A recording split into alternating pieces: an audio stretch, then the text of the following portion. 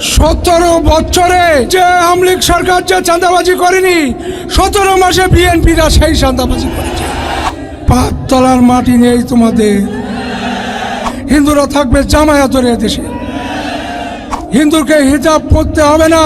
হিন্দুরা যে পুজো পার্বণ করে তার চাইতে আরো বেশি আকারে পুজো পার্বণ করতে পারবে। আমার নাম কৃষ্ণ নন্দী, আমি বাংলাদেশে হিন্দু প্রার্থী একজন। আমার যদি মনের বল না থাকতো আমি এই জামাত ইসলাম করতাম না।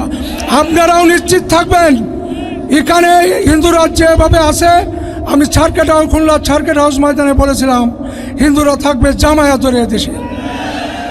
হিন্দু ভাইদের প্রতি নমস্কার, মুসলমান ভাইদের প্রতি আসসালামু আলাইকুম। কেমন আছেন কালীগঞ্জবাসী? বেশি ভালো নেই কেন? চাঁদাবাজির কারণে আর মানুষ ভালো নেই। কি করে ভালো থাকবে?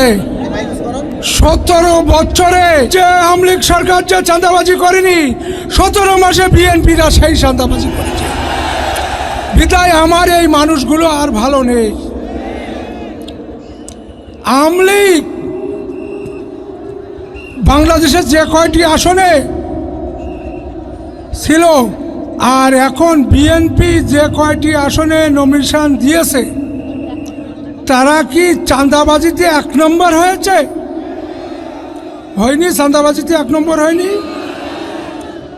আর আমাদের জামাতের ডাক্তার শফিকুর সাহেবের যে মনোনীত প্রার্থী 300 আসনে আছে, তারা কি কেউ কোথাও কোনো চাঁদাবাজি করেছে? কেউ কোনো প্রমাণ আছে?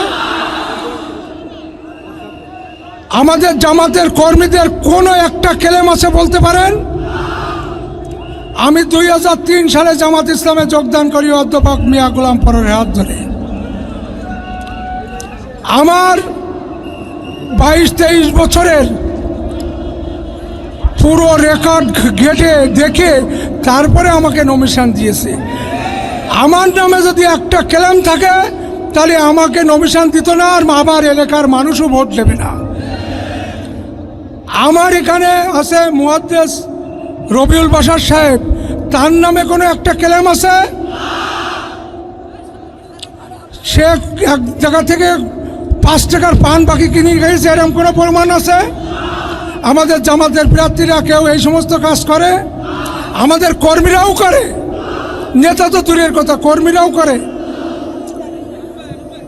এখানে দীপ্র একটা কথা বলে গেল যে হিন্দুরা হেজাব পরতেও রাজি, দাঁড়িপাল্লা পড়তে দেয়। এটা কথা ঠিক না। হিন্দুরা কেন হিজাব পরবে? ডাক্তার শফিকুর রহমান কি বলেছে হিন্দুরা হিজাব পরবে? হিন্দু ধর্মের লোক, বৌদ্ধ ধর্মের লোক, খ্রিস্টান ধর্মের লোক, মুসলমান ধর্মের লোক, যারা যে ধর্মে আছে সেই ধর্মে সুন্দরভাবে বসবাস করবে। কেন করবে? হিন্দুকে হিজাব পরতে হবে না। হিন্দুরা যে পুজো পার্বণ করে তার চাইতে আরো বেশি আকারে পুজো পার্বণ করতে পারবে। আমি এখানে কথা দিয়ে যাচ্ছি, মুহাদ্দিস রবিউল বাশার সাহেব, আমি বলতে চাই যে হিন্দুরা উনি প্রধান সুরক্ষা দেবে হিন্দুদের, মুসলমানদের চাইতে হিন্দুদের বেশি সুরক্ষা দেবে। আর এই মুসলমান ভাইরা হিন্দুদের আগলে রাখবে, বুকের ভিতরে রাখবে।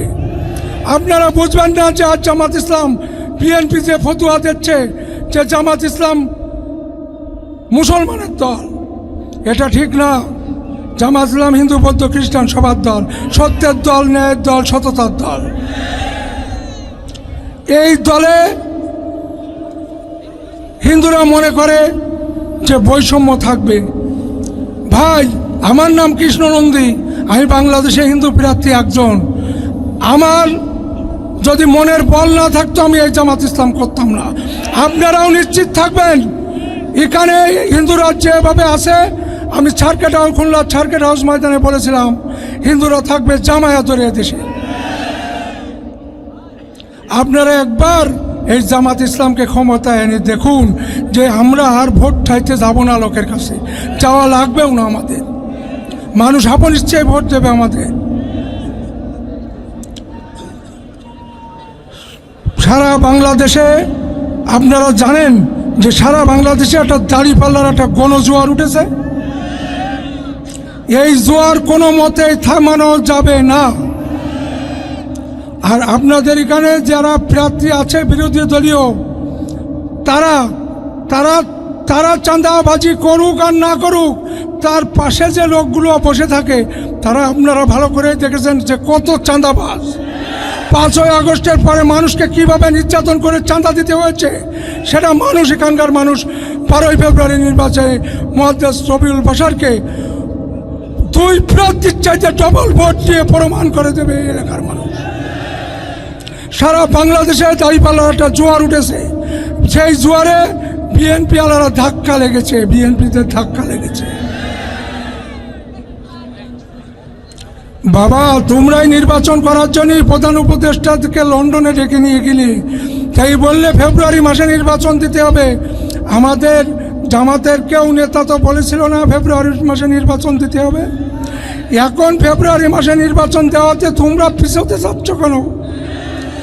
5 তলার মাটি নেই তোমাদের, এই জন্য নির্বাচন পিছনের ফয়সলা করতেছ, নির্বাচন বানচালের করা ফয়সলা করছে। এ বানচাল করা যাবে না। 12ই ফেব্রুয়ারি নির্বাচন মানুষ সুষ্ঠু ব্যালটের মাধ্যমে প্রমাণ করাই দেবে যে সারা বাংলাদেশে দাঁড়িপাল্লার একটা গণজোয়ার উঠেছে।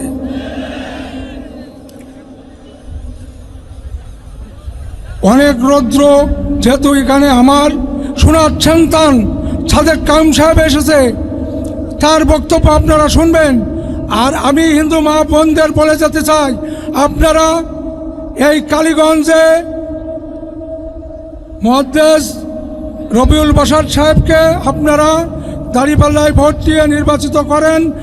এই হিন্দুদের যদি একটা নোকের আঁচল লাগবে তা উনিই বুঝে দেবে, আর সাদেক কায়ুমের কাছ থেকে আপনারা বুঝ করে নেবেন, তার বক্তৃতায় বলে যাবে। উপস্থিত ভাইরা ও বোনেরা, আমি আবার বলতে চাই যে 12ই ফেব্রুয়ারি নির্বাচনে বাংলাদেশে একক সংখ্যাগরিষ্ঠতা অর্জন করে জামাত ইসলামের দাঁড়িপাল্লা মার্কা ক্ষমতায় যাবে নাকি যাবে না? মুহাদ্দেস রবিউল বাশারকে আপনারা আগামীতে জয়যুক্ত করে সংসদে নিয়ে যেতে পারবেন তো? কথা দিচ্ছেন? সবাই ভালো থাকুন, সুন্দর থাকুন, সবাই ধন্যবাদ।